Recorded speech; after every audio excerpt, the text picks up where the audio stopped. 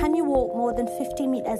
Yes. Can you raise either arm as if to put something in your top pocket? Yes.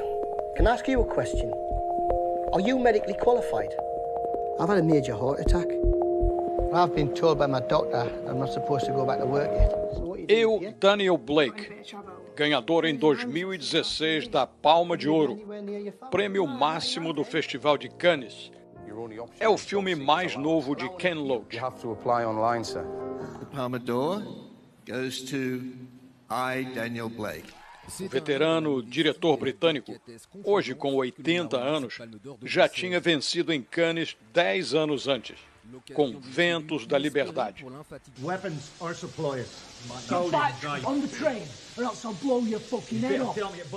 Os dois filmes confirmam Loach como um dos diretores mais ostensivamente políticos na primeira divisão do cinema internacional contemporâneo.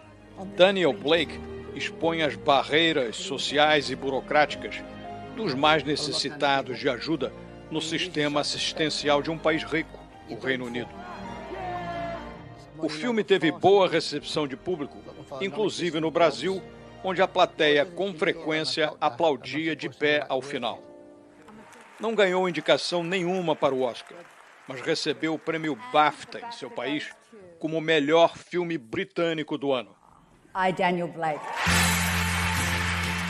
Loach aproveitou a ocasião de gala, a seu estilo, para acusar o governo britânico de indiferença aos que dependem de benefícios sociais, como o personagem Daniel Blake.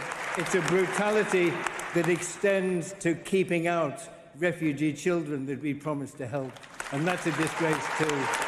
Film, Daniel Blake had was showing in Brazil, had good reactions, but I heard a peculiar reaction that I would like to hear from you.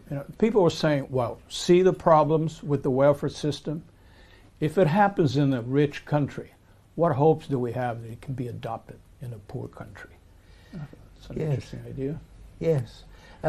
Well, the problem with a rich country is that it's rich for some people, and there's still a large group of poor people, and that for a reason we all know very well but refuse to acknowledge, and that is that this is a society, a capitalist society based on a capitalist mode of production, and that generates the very rich, and it creates a large exploited working class.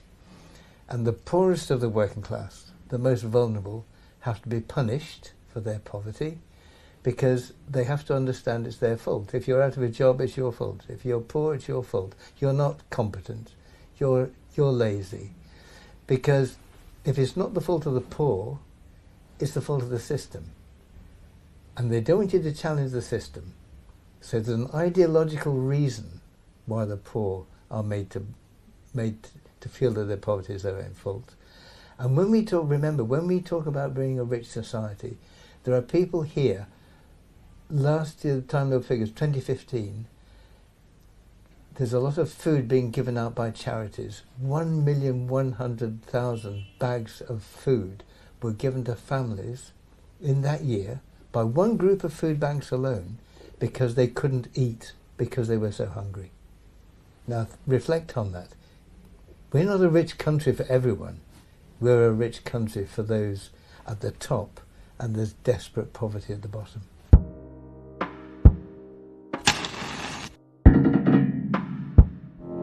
If you've been deemed fit for work, your only option is job seekers allowance. Well, I want to appeal. You have to apply online, sir. I was a carpenter. I've never been anywhere near a computer. So you need to run the mouse up the screen. No. Not now. No, not like that. I'm just going round in circles.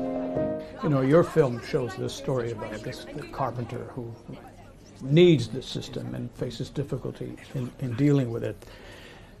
As you said, the Conservative Party has always been a reluctant supporter, if a supporter at all, of this system. They're not a supporter. They're not a supporter. They're not a supporter. Or sometimes they pretend to support it. Pretend, yeah. But in fact, the Labour Party has not always been a supporter of them. If you think about the times of Gordon Brown and Tony Blair, they were not supporters of the system either. No, well, there's No, this is the problem with the Labour Party. It's always been a social democratic party.